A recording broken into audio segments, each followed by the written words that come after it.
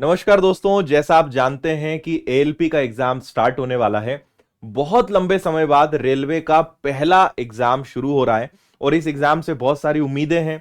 बहुत सारे विद्यार्थी इस एग्जाम के लिए इंतजार कर रहे हैं और इस एग्जाम के बाद हमें पता चलेगा कि 3-4 साल बाद जब ये एग्जाम हो रहा है तो अब रेलवे का रुख कैसा है, किस प्रकार के, किस पैटर्न के क्वेश्चंस आ रहे हैं।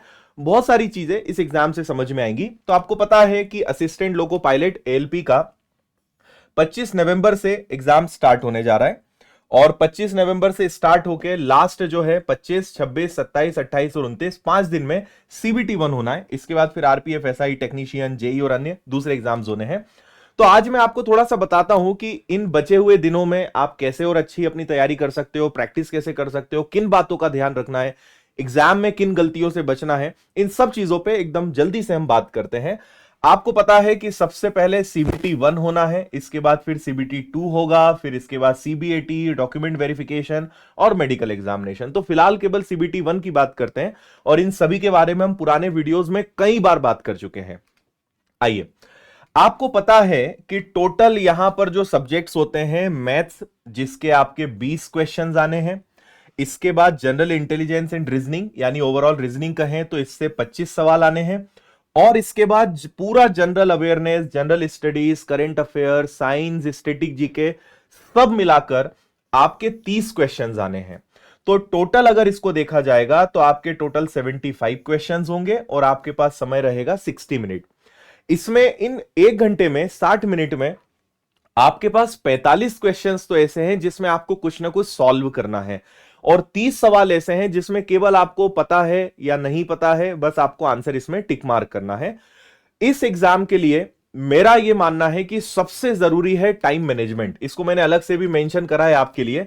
इस एग्जाम के लिए टाइम मैनेजमेंट बहुत जरूरी है क्योंकि 60 मिनट्स का टाइम है और 75 क्वेश्चंस हैं। यानी ऐसा भी नहीं है कि हर क्वेश्चन के लिए आपके पास 1 मिनट है। 1 मिनट से भी कम का समय आपके लिए हर क्वेश्चन का रहने वाला है। तो आप ये समझिए कि अगर आपके पास 60 मिनट है तो इसमें अगर मैं जीएस के, साइंस के 30 क्वेश्चन हटा दूं, मुझे लगता है कि इन 30 सवाल को करने में आपको मैक्सिमम 15 मिनट लगना चाहिए। और इसके बाद जो आपके 60 क्वेश्चंस हैं, 60 भी नहीं कहूंगा मैं, आपके जो 45 क्वेश्चंस हैं, इन 45 क्वेश्चंस के लिए आपके पास जो है लगभग 45 मिनट रहने वाले हैं। एक मोटा मोटा मैं आपको बता रहा हूं, हर बच्चे की स्थिति, हर बच्चे का प्रैक्टिस, हर बच्चे का बैकग्राउंड अलग होता है। आपके लिए ये शायद टेक्निक काम कर सकती है या हो सकता है कि आपको थोड़ा बहुत इसमें चेंज करना पड़े। अब वो डिपेंड करता है आपकी प्रैक्टिस कैसी है। लेकिन मैं आपको बता दूं कि अगर आपको एग्जाम निकालना है तो आपको पहले से टाइम मैनेजमेंट का ध्यान रखना है, पहले से क्लासिफिकेशन करना है। हो सकता है कि किसी के लिए 30 क्वेश्चन 10 मिनट में सॉल्व हो जाए तो वो बचे हुए 50 मिनट इधर दे दे। किसी के लिए इधर 20 मिनट लग रहे हो तो फिर वो यहां पर 40 मिनट दे। लेकिन ऐसा क्लासिफिकेशन जरूर करिएगा। और आप आज से जब भी टेस्ट लगाते हो, एलपी के प्रैक्टिस कर रहे हो, मॉक टेस्ट लगा रहे हो, पीवाईक्यूज लगा रहे हो, तीनों सेक्शंस का एक टाइम डिवाइडेशन बहुत जरूरी है। अगर आप किसी प्रकार का टाइम डिवाइडेशन नहीं करते हैं, आप बस यूं ही पेपर लगाते हो, तो आप देखेंगे कि कब 1 घंटा निकल जाएगा आपको पता नहीं चलेगा। एग्जाम से आने के बाद बच्चे ही बोलते हैं कि सर 1 घंटा, बाकी समय जब हम पढ़ते हैं तो 10 बार हम घड़ी देखते हैं लेकिन एग्जाम का 1 घंटा पता नहीं चलता है। और ये एग्जाम देने के बाद पता चलता है कि 1 घंटा कैसे निकल गया। इसीलिए मैं आपको बता रहा हूं, बहुत इंपॉर्टेंट होता है टाइम मैनेजमेंट। कई बच्चे केवल मैथ्स और रीजनिंग में ही 1 घंटा लगा देते हैं, जीएस तक वो पहुंच ही नहीं पाते हैं, या 1 या 2 सब्जेक्ट में करके कोई एक विषय पूरा छूट जाता है या आधा छूट जाता है क्योंकि उन्होंने इस बात पे ध्यान ही नहीं दिया। ओवर कॉन्फिडेंट थे, उन्हें लगता था कि हम तो मैनेज कर लेंगे। तो मेरी आप सबको सलाह है कि जरूर आप इसको बांट कर चलें। अगर आपके पास 60 मिनट हैं तो मैथ्स है, आपके पास रीजनिंग है, आपके पास जीएस एंड साइंस है। तो मैं आपको एक उदाहरण दे रहा हूं, सभी के लिए अलग अलग हो सकता है कि आपने 15 मिनट यहां दे दिया, आपके पास 45 मिनट बचे। तो 45 मिनट में आप ये कर सकते हैं कि भाई 25 मिनट आप मैथ्स को दे दें, 20 मिनट आप रीजनिंग को दे दें। ये क्लासिफिकेशन करें और एग्जाम में बिल्कुल आप इस बात पे अटल रहें कि जो आपने तय करा है उसको फॉलो करना है। वैसे मैं अपनी एक और आदत बनाता था कि अगर एग्जाम में हमारे पास 60 मिनट हैं तो मैं मानूंगा कि एग्जाम में मेरे पास 55 मिनट ही हैं। मैं 5 मिनट रिजर्व रखूंगा कि अगर कहीं पे कुछ गड़बड़ होता है, कुछ ऐसा है कि मैंने मैथ्स में 25 मिनट सोचे थे लेकिन मुझे तो 30 मिनट लग गए, या कहीं भी कुछ होता है, तो मेरे पास एक मार्जिन रहेगा इस सबको मैनेज करने के लिए। तो सबके लिए अपनी अपनी टेक्निक है, लेकिन आप इस बात का ध्यान रखिए, सबसे इंपॉर्टेंट टाइम मैनेजमेंट आपको किस बात में हेल्प करेगा कि आपको स्टार्ट से एंड तक हर हाल में पहुंचना है। क्वेश्चन नंबर 1 से क्वेश्चन नंबर 75 तक आपको पहुंचना ही है, यह बात ध्यान रखना। ऐसा मत करना कि आप कहीं पे फंस जाएं। दूसरी गलती क्या होती है कि कभी कभी क्वेश्चंस थोड़े से कैलकुलेटिव होते हैं, टाइम लग जाता है, तो कई बच्चे ना, क्योंकि आपको लग रहा है कि यार सवाल तो मुझसे बन जाएगा, मैं इसको सॉल्व तो कर सकता हूं, और उस चक्कर में हम कई बार हमारा 5 मिनट 10 मिनट तक खराब कर देते हैं। याद रखिएगा कि उस 10 मिनट में आप 10 या 12 दूसरे क्वेश्चंस कर सकते थे जो आपने पूरे एक क्वेश्चन पे खराब किया है। ऐसे सवालों को मैं हमेशा स्पीड ब्रेकर का नाम देता हूं, और ऐसे सवाल जानबूझकर एग्जाम में डाले जाते हैं जिससे बच्चों की स्पीड ब्रेक हो।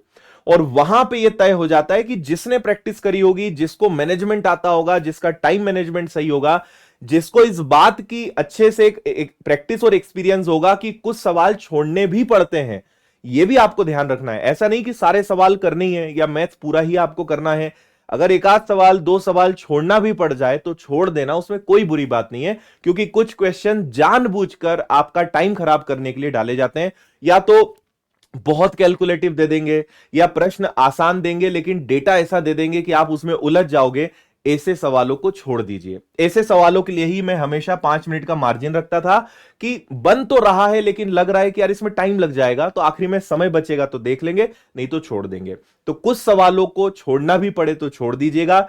इस स्पीड ब्रेकर टेक्निक में उलझना मत। यह एक जाल है जिसमें बहुत बच्चे फंसते हैं, और जो फंस रहा है वो इस बात का सबूत है कि वो अभी नौकरी के लायक नहीं है, उसने अभी प्रैक्टिस अच्छी नहीं करी है। क्योंकि जिसने प्रैक्टिस करी होगी, जो लायक होगा, वो इस जाल में नहीं फंसने वाला है। तो टाइम मैनेजमेंट एग्जाम के पॉइंट से एक बहुत महत्वपूर्ण चीज होती है।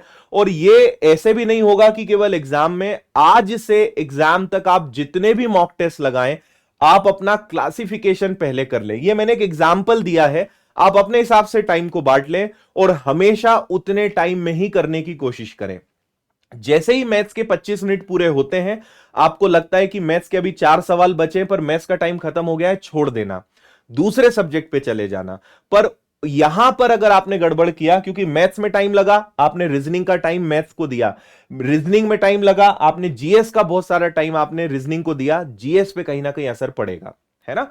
अच्छा, इसके अलावा सीक्वेंस भी बड़ा महत्वपूर्ण होता है। जनरली अगर आपका मैथ्स और रीजनिंग अच्छा है तो पहले आपको मैथ्स रीजनिंग करना चाहिए, जीएस बाद में उठाना चाहिए। आपको लगता है कि नहीं, जीएस पहले ही 5-10 मिनट में खत्म कर दो, फिर आराम से मैथ्स रीजनिंग करेंगे, कोई दिक्कत नहीं है। किसी भी आप टेक्निक को ऐसा नहीं बोल सकते कि ये करेंगे तो ही सिलेक्शन होगा, सबके लिए अपनी अपनी एक टेक्निक है। आप जैसी आदत अपने आप की बना के रखेंगे, वैसा का वैसा ही आप वहां पर करिएगा। कई बच्चे कभी भी कुछ भी लगा लेते हैं और एग्जाम में बहुत प्लानिंग करके जाते हैं कि मैं एग्जाम में ऐसा करूंगा, वो बिल्कुल गलत टेक्निक होगी। वही करिए जो आपको एग्जाम में करना है, वही सीक्वेंस को फॉलो करिए, वही टाइम मैनेजमेंट को डिवाइड करिए जो आपको एग्जाम में करना है। और आज से 8 बार, 10 बार, 15 बार, जितने भी मॉक टेस्ट आप एग्जाम के पहले लगा के जा रहे हो, उन सब में वही प्रैक्टिस करिए जो आपको एग्जाम में करना है। अगर आपने इतनी ही बात को मान लिया तो आपको बहुत फायदा मिल जाएगा, क्योंकि केवल पढ़ने से ही सिलेक्शन नहीं होता है। परीक्षा अपने आप में बहुत सारी चीजों का एक एग्जाम है, केवल सब्जेक्ट का नहीं, ये एक मैनेजमेंट का भी एग्जाम है, एक डिफिकल्टी और डिसीजन मेकिंग का भी एग्जाम है कि आपके सामने जब कोई समस्या आती है तो आप उसको कैसे हैंडल करते हो। कोई प्रश्न नहीं बनता है, कई सारे बच्चे बहुत टेंशन ले लेते हैं, पेपर कठिन आ जाता है तो टेंशन ले लेते हैं, कुछ ऐसी चीज आ जाती है जो पढ़ी हुई नहीं है तो टेंशन ले लेते हैं। याद रखिए कि अगर एग्जाम का लेवल टफ होगा, बहुत सारी चीजें ऐसी आ जाए जो आपको लग रहा था कि ये तो किसी ने पढ़ाया भी नहीं, सब लोग बोलते थे कि ये तो आएगा नहीं, तो अगर कुछ आपके लिए टफ है, अगर एग्जाम का लेवल ज्यादा आया है, तो वो सबके लिए होगा। तो इसलिए चिंता नहीं करना है, टेंशन नहीं लेना है, अपने आप को रिलैक्स रखना है। एग्जाम के पहले कोशिश करिए कि बहुत ज्यादा ना पढ़े, अच्छे से नींद लें, सेंटर पहले से देख के रखें, सेंटर पर टाइम पर पहुंचे। ये सब छोटी छोटी चीजों का ध्यान रखिए। कोई ऐसी गलती नहीं करना है कि इतने महीनों की पढ़ाई जो है केवल कुछ लापरवाही के कारण, कुछ चीजों का ध्यान न रखने के कारण पूरी मेहनत पर पानी फिर सकता है।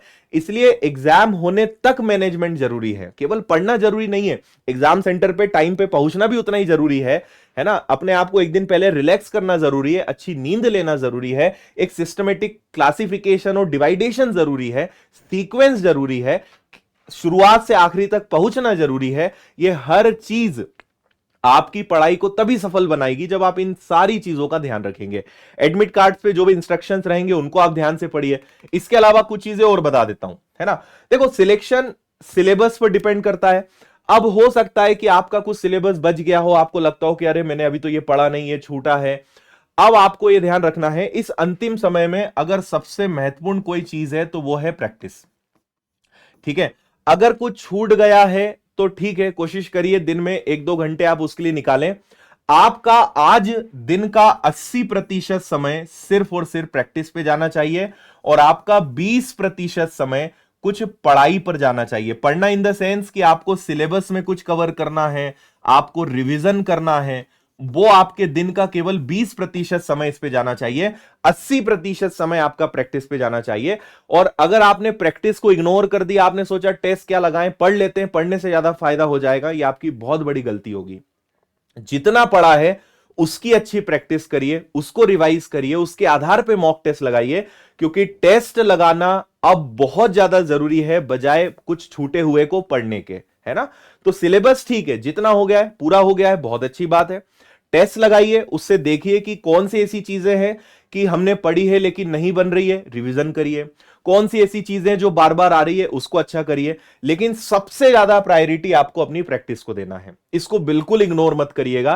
क्योंकि मैं जितनी बातें बता रहा हूं आपको अगर अभी समझ में आ जाएगी तो आपका एग्जाम अच्छा जाएगा, नहीं तो एग्जाम देने के बाद फिर बच्चे हमें वही चीजें सुनाते हैं जो हम एग्जाम के पहले बताते हैं कि इन बातों का ध्यान रखना। इसीलिए हम सबका ये उद्देश्य है कि पेपर अच्छा जाना चाहिए, है ना। और क्या गलतियां हो सकती हैं, उन गलतियों की पहले से हम एक अच्छी रणनीति बना ले, उन गलतियों के न होने का पहले ही हम प्लान बना ले, ताकि पेपर हमारा बहुत अच्छा जाए, पूरा फोकस हमारा पेपर पे रहे। और जो हमने पढ़ा है उसमें भी अगर हम अच्छे से करके आएंगे तो आराम से एग्जाम निकलेगा। कोई बहुत बड़ी बात नहीं है, लेकिन छोटी छोटी चीजों का ध्यान रख लोगे तो पूरी पढ़ाई का मतलब यह कि पूरी पढ़ाई सार्थक हो जाएगी। नहीं तो इतना पढ़ने के बाद कुछ गलतियां भारी पड़ सकती हैं। तो टॉपिक वाइज टेस्ट लगाइए, रिवीजन आपको करना है, मॉक टेस्ट लगाइए, प्रीवियस ईयर्स के क्वेश्चन लगाइए, जो अपने वीक पॉइंट से उन पर काम करिए। जो सारी बातें मैं आपको बता रहा हूं तो ये सब टेस्ट लगाने से पता चलता है। टेस्ट लगाने से हमें पता चलता है कि हमारी स्थिति क्या है, लेकिन टेस्ट लगाने से पता चलता है कि अभी कौन सी चीजें हमारी वीक हैं, कहां हम कमजोर पड़ रहे हैं, बचे हुए समय में उस पर काम करना है ना। तो अगर इन चीजों का आप ध्यान रखेंगे तो आपका पेपर बहुत अच्छा जाएगा। और वैसे 1 साल ही लगभग होने पे आया है, मतलब 10 महीने तो हो ही गए, 11 महीने हो गए एग्जाम की डेट अनाउंस हुए, मतलब एग्जाम का नोटिफिकेशन अनाउंस हुए। तो मुझे ऐसी उम्मीद है कि लगभग एलपी की तैयारी करने वाले सभी बच्चों का सिलेबस कंप्लीट हो गया होगा और प्रैक्टिस भी आपकी बहुत अच्छी हो गई होगी। बस इन चीजों का ध्यान रख लेंगे तो आपके एग्जाम में और 4 चांद लग जाएंगे। अपने ऊपर भरोसा करना बहुत ज्यादा जरूरी है। कंपटीशन है, लेकिन आपको ध्यान रखना है एग्जाम के पहले हर स्टूडेंट को, टॉपर हो चाहे जो सिलेक्शन हो रहा हो, हर स्टूडेंट को लगता है कि मैं सब भूल रहा हूं, मुझे एग्जाम में याद आएगा कि नहीं आएगा, बहुत ज्यादा टेंशन होता है। ये सबके साथ होता है, लेकिन जब पेपर आएगा, अगर आपने बहुत अच्छी मेहनत करी है तो जो पढ़ा हुआ है वो आपसे एग्जाम में 100% बनेगा। इसलिए अपने ऊपर भरोसा रखिए, बहुत ज्यादा लोड नहीं लेना है, बहुत ज्यादा टेंशन नहीं लेना है, रिलैक्स रहना है और सिर्फ इस बात का ध्यान रखना है कि जो होगा देखा जाएगा। और जो पढ़ा है उसके ऊपर विश्वास करके अपना सर्वश्रेष्ठ, अपना बेस्ट से बेस्ट इस एग्जाम में देना है। और मुझे उम्मीद है कि ये एग्जाम आपका बहुत अच्छा जाएगा। तो सीबीटी 1 अच्छे से दीजिए, सीबीटी 2 में भी आपके साथ मेहनत करेंगे, सीबीटी 2 में भी आपको पूरा गाइड करेंगे और सिलेक्शन होगा। इसलिए एक अच्छी पॉजिटिव थिंकिंग के साथ, एक अच्छे कॉन्फिडेंस के साथ एग्जाम देने जाइए, सब कुछ अच्छा होगा। तो मेरी तरफ से आप सभी को शुभकामनाएं। उम्मीद है कि इस छोटे से वीडियो से आपको कुछ अच्छी जानकारी मिली होगी और आपका पेपर अच्छा जाए। इसी शुभकामना के साथ इस वीडियो को मैं एंड करता हूं। Thank you, all the best.